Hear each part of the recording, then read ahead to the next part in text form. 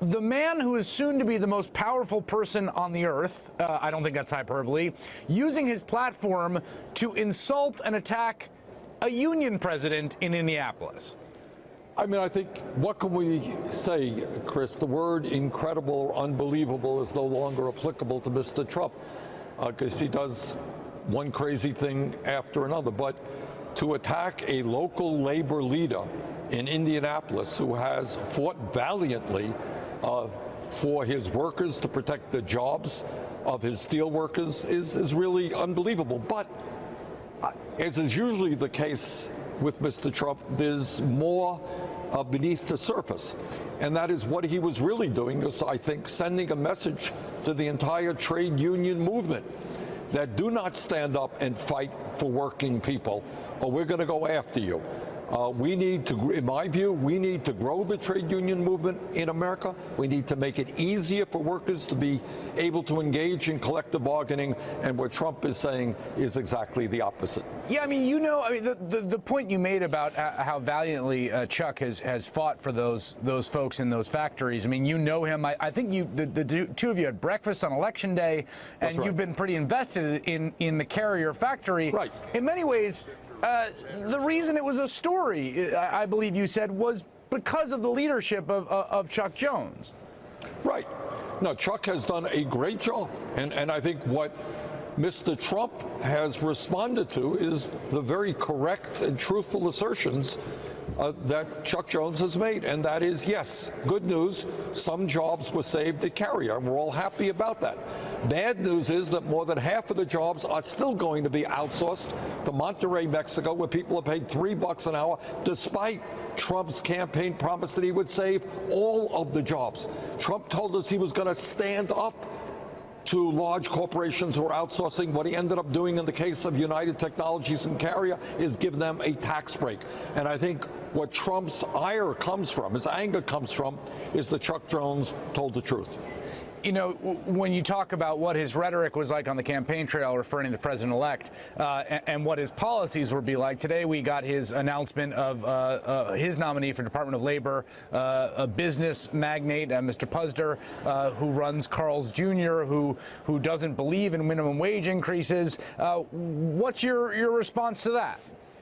Well, my response is that everybody who voted for Mr. Trump, who believed his campaign promises, who thought that he was really going to stand up to the establishment and fight for working people, please pay attention to the reality of what he's doing rather than his campaign rhetoric. I think almost everybody in America, Chris, including many Republicans, understand that we need to raise the minimum wage to a living wage, in my view, $15 an hour. So he hires somebody who makes his money through fast food by paying people very low wages. Many of these people have to get public assistance from taxpayers through Medicaid, through food stamps. That's the way this guy does business. This is a guy who thinks that automation should replace higher paid fast food workers. So you got an anti-worker Secretary of Labor nominee rather than fulfilling Mr. Trump's promises of saying he was going to side with the working people of this country. It's interesting what you just said, because my question to you is, are you confident? There's a real question right now before us as we enter this era of how much reality is going to matter. Honestly, I mean, I think there's a confidence in some ways that politicians like yourself, I think even this White House of the current president had, that if you produce tangible gains, ultimately the truth wins out. And the question here to you is, are you confident that's still the case? That should it be the case that wages decline, that outsourcing continues, that the economic squeeze on the middle class continues under President Trump, that folks will pin it on him and not pin it on you or the Democrats or some other scapegoat? Well, you're raising a very profound question. And that is, what do you do when you have a president-elect, soon-to-be president, who, and I say this not happily, but I think most people who observe them would agree, is a pathological liar, who changes his mind every single day. And what you're asking, does any of that matter? And I think the answer is, and I am working very hard on this, and we need the help of the American people, obviously. is to build a movement of millions of people who actually are following reality. Right.